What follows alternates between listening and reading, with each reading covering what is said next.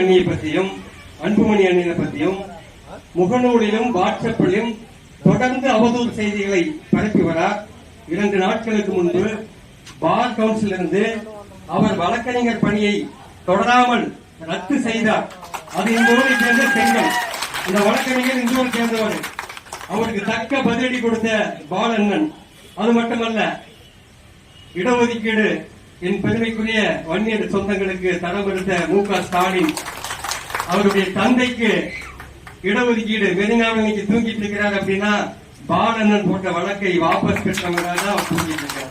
அதற்காக என்னோட வருகை தந்துள்ள மரியாதைக்குரிய அண்ணன் பாலண்ணன் ஒரு சட்டமன்ற உறுப்பினராக இருக்க வேண்டியவர். வெறும் 4000 ஓட்டுல மாவீரன் குருவனுடைய சொந்த தொகுதியிலே நின்று வெறும் 4000 ஓட்டுல தோக்குறாரு. இந்நேரம் ஜெயிச்சிருந்தார்னா எவ்வளவோ பிரச்சனைகளை சட்டமன்றத்தில் சொல்லக்கூடியவர். இருந்தாலும் என் அண்ணன் பாலவர்களுக்கு வருங்காலம் நிச்சயமாக உண்டு என்பதை நேரத்தில் கூறி என்னுடன் வருகை பெறுந்துள்ள மரியாதைக்குரிய பொன்மலை அவர்களையும் இங்கே திரளாக கூடியிருக்கும் பாட்டாளி சொந்தங்கள் அனைவருக்கும் முதற்கண் வணக்கத்தை தெரிவித்துக் கொள்கிறேன். அன்பு சொந்தங்களே, இன்னைக்கு தமிழ்நாட்டில் பாத்தீங்கன்னா ஒரு மானமுள்ள கட்சி இருக்குதுன்னா அது பாட்டாளி மக்கள் கட்சி தான். ஒரு மரியாதை உள்ள கட்சி இருக்குது அப்படின்னா அதுவும் பாட்டாளி மக்கள் கட்சி தான். சூடும் சுரணியும் உள்ள ஒரு கட்சி பாட்டாளி மக்கள் கட்சி. சில முட்டாள்கள், மூடர்கள், ஊடகங்கள், திராவிட இயக்கங்கள் சொல்கிறார்கள் இந்த பாட்டாளி மக்கள் கட்சி ஜாதி கட்சி என்று. அட மூடார்களே, முட்டாள்களே, நான் ஒரு இஸ்லாமியன் சொல்கிறேன். இந்த பாட்டாளி மக்கள் கட்சி என்பது சாதி கட்சி அல்லடா, சாதித்த கட்சியடா, சாதிக்க போகும் கட்சியடா, சாதனைகளை இன்னும் படைக்கக்கூடிய கட்சி தான் அந்த பாட்டாளி மக்கள் கட்சி. நானே ஒரு எடுத்துக்காட்டு. நான் ஒரு இஸ்லாமியன். இன்னைக்கு நான் கோபிச்செட்டிப்பாளையத்திலிருந்து இங்க வந்து உங்கள் முன் உரையாற்றி கொண்டிருக்கிறேன் என்று சொன்னால் ஒரு நன்றி கடன். என் தமிழின போராளி, நான் சார்ந்த என் சமுதாயத்திற்கு 3% இடஒதுக்கீட்டை பெற்றுக் கொடுத்தவர். கலைஞர் கையெழுத்து போட்டுக்கலாம். இங்க இருக்கிற இஸ்லாமியர்களுக்கு தெரியாது. கலைஞர் கையெழுத்து போட்டுக்கலாம். ஆனால் இதற்கு அழுத்தம் கொடுத்தவர் மருத்துவர் ஐயா அவர்கள். இப்போ ஒரு சின்ன குழந்தையை கூப்பிட்டு இந்த இந்திய நாட்டிற்கு யார் சுதந்திரம் வாங்கி கொடுத்தான்னு கேட்டா யாரும் சொல்லுவாங்க மகாத்மா காந்தி தான் சொல்லுவாங்க. ஆனா உண்மையாலுமே யார் சுதந்திரம் கொடுத்தாங்க? மவுண்ட் பேட்டன் ஆங்கிலேயன். அப்போ அதை போல கலைஞர் அவர்கள் கையெழுத்து போட்டுக்கலாம். ஆனால் எங்களுக்கு இடஒதுக்கீட்டை பெற்றுக் கொடுத்த ஒரு மாமனிதர் மருத்துவர் ஐயா அவர்கள். அதற்காகத்தான் நன்றி கடனுக்காக நான் எனக்கு எம்எல்ஏ ஆசை இல்லைங்க, எம்பி ஆசை இல்லைங்க. என்னுடைய ஆசை, லட்சியம் எல்லாமே என் மாஸ் ஹீரோ அன்புமணி ராமதாஸ் அவர்களை தமிழக முதலமைச்சராக்கணும். இதுதான் என்னுடைய லட்சியம். நான் ஒரு BA BLS படித்த பட்டதாரி. நான் கோபிச்செட்டிப்பாளையத்தில் இருக்கும்போது என்னுடன் படித்த, என்னை விட மார்க் கம்மியா வாங்கின ஒரு வேட்டூர் கவுண்டர் சமுதாயத்தை சார்ந்த ஒரு பையன். நாங்க 2 பேரும் நூலகர் பதவிக்கு, அரசாங்க பதவிக்கு விண்ணப்பிக்கிறோம். அவருக்கு மார்க் கம்மி, ஆனா அவருக்கு கிடைக்குது, எனக்கு கிடைக்கல. என்னடா இது, அவரை விட நல்ல மார்க் எடுத்திருக்கிறேன் போதுதான் இடஒதுக்கீட்டுல கிடைச்சது அப்படின்னு சொல்லும் போது, எங்க இஸ்லாமிய சமுதாயத்திற்கு யாருக்குமே கவர்மெண்ட் வேலை இல்லை. எல்லாருமே பாத்தீங்கன்னா கறிக்கடை, செருப்பு கடை, மளிகை கடை, அடிப்படையான வேலைகளை செய்யறாங்க. சரி, விழிப்புணர்வை ஏற்படுத்துவோம்னு சொல்லிட்டு 2004 பாராளுமன்ற தேர்தல் அப்ப கட்சிக்கு வரல, சுயேட்சை நிக்கிறேன் கோபிச்செட்டிப்பாளையத்துல நின்று சுமார் 19 இவரு பின்னாடி போய் நின்னாதான் நமக்கு இடஒதுக்கீடு கிடைக்கும்னு சொல்லிட்டு நாங்க 2 நாளா நேரா ஐயா போய் சந்திச்சு, ஐயா எனக்கு எம்எல்ஏ வேண்டாம், MP வேணாம், நான் சார்ந்த என் சமுதாயத்திற்கு இடஒதுக்கீட்டை பெற்றுக் கொடுங்கள் ஐயா என்று சொன்னேன். கையெடுத்து கும்பிட்டு சொல்லும் போது ஐயா சொன்னார்கள், தம்பி ஷேக் மைதீன், இஸ்லாமியர்களுடைய இடஒதுக்கீடு என்பது உங்கள் வாழ்வுரிமை. இதை தருவது அரசின் கடமை. இதை யாரிடம் பிச்சை கட்டு பெற தேவையில்லை. இந்த ராமதாஸ் போராடி பெற்று தருவேன் என்று சொன்னார்கள். சொல்லிட்டு சும்மா இல்லைங்க. 2006 பாராளுமன்றத்தில் இந்த சட்டமன்ற தேர்தல் அப்போ நம்ம திமுக கூட்டணி சேர்றோம். இந்த தொகுதி செயலாளராக வரவங்க கட்சியினுடைய பிடிப்பு இருக்கணும், கட்சி மேல பற்று பாசம் இருக்கணும். எந்த சூழ்நிலையும் கட்சியை, பாட்டாளி மக்கள் கட்சியை விட்டு கொடுக்காதவங்க இருக்கணும். இதுதான் முதல் தகுதி. சரி, அடுத்த தகுதி என்ன? இதுல நான் அப்படின்னு ஈகோ காலத்தை தூக்கி விட்டு சுத்துறாங்க பாத்தீங்களா?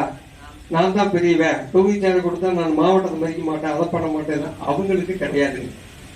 3வது முக்கியமானது, கோஷ்டி அரசியல் பண்றவங்களுக்கு இந்த பதவி கிடையாது. நமக்கு என்ன ஒரே கோஷ்டி, மருத்துவர் ஐயாவும் சின்னையாவும் தான். அதை விட்டு நமக்குள்ள என்னங்க கோஷ்டி? அப்ப கோஷ்டி அரசியல் பண்றவங்க இருக்கக்கூடாது. தான் வாழுகின்ற பகுதியில எல்லா மக்கள்கிட்டையும் செல்வாக்கு மிக்கவராக இருக்கணும். ஒரு அருந்ததி சமுதாயத்தை கேட்டா அவர மகராசன் நல்ல மனுஷனுங்க, நான் போய் கேட்டா ஹெல்ப் பண்றாருங்க. வன்னியர் மக்கள் கேட்டாலும் சொல்லணும், ஒரு முதலியார் கேட்டா சொல்லணும். இஸ்லாமியர்கள் கேட்ட சொல்லணும். அந்த மாதிரி ஒரு நல்ல மனிதராக இருக்க வேண்டும். அடுத்தது வந்து அவங்க எந்த குற்றப்பணியும் இருக்கக்கூடாது, எப்பயும் இருக்கக்கூடாது.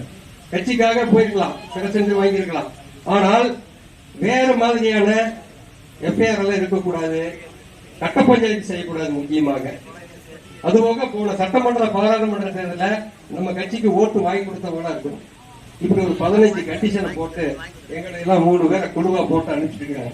இது என்னன்னா முழுக்க இந்த கட்சியை பலப்படுத்த பாட்டாளி மக்கள் கட்சியினுடைய தொகுதி பொறுப்பாளர்கள் நியமன ஆலோசனை கூட்டத்தை சிறப்பாக இங்கே ஏற்பாடு செய்து இந்த கூட்டத்திற்கு தலைமை தாங்கி நடத்தி கொண்டிருக்கக்கூடிய வாசத்திற்குரிய சகோதரர் பாண்டியன் அவர்களே, நம்ம எல்லாம் வரவேற்று உரையாற்றி அமர்ந்திருக்கக்கூடிய மரியாதைக்குரிய பரமசிவம் அவர்களே, இந்த குழுவில் இடம்பெற்று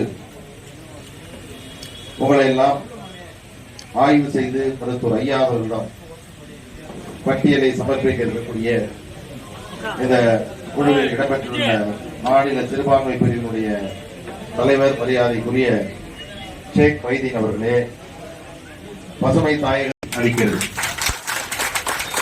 எனக்கு ஒரு வியப்பு, இதுவரையில் ஏன் பாட்டாளி மக்கள் கட்சி செங்கம் தொகுதியை கேட்டு கூட்டணியிடம் பெறவில்லை என்பது எனக்கு பெரும் வியப்பாக இருக்கிறது. 2016 தேர்தலில் பாட்டாளி மக்கள் கட்சியின் சார்பில் போட்டியிட்ட முருகன் அவர்கள் 15,000 வாக்குகளை பெற்றார். தனியார் நின்று போட்டியிருக்கிறார். அதே போன்று 1991 முதலாக போட்டியிடும் போது 11,000 வாக்குகளை பாட்டாளி மக்கள் கட்சி இந்த தொகுதியில் பெற்றது. 2021 நம்ம கூட்டணி பெற்ற ஓட்டு 97,000. 2011 பார்த்தாலும் காங்கிரஸ் 72,000 ஓட்டு, திமுக 83,000 ஓட்டு. 2006 பாத்தீங்கன்னா விடுதலை சிறுத்தை 43,000 ஓட்டு.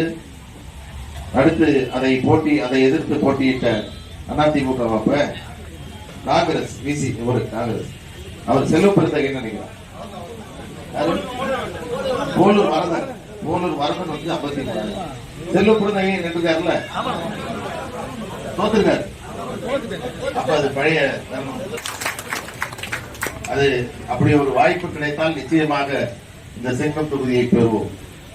ஒரு அற்புதமான ஒரு முயற்சியை நாம் மேற்கொண்டிருக்கிறோம். வரக்கூடிய தேர்தல் 2026 தேர்தல் நடக்க போகுது. ஆனால் 26 நடக்கக்கூடிய தேர்தலுக்காக இப்பொழுதே நமது கட்சி தயாராகி கொண்டிருக்கிறது. அதற்காகத்தான் தொகுதி தலைவர் செயலாளரை நாம் தேர்வு செய்ய இருக்கிறோம். இதுல மிக குறிப்பாக தலைவர் செயலாளர் தேர்வு செய்வதோடு ஒரு தொகுதி மகளிர் தலைவர் மகளிர் செயலாளரை இப்பொழுது நாம் தேர்வு செய்ய இருக்கிறோம். இதுவரை அப்படி ஒரு நடைமுறை என்பதை நாம் மேற்கொள்ள.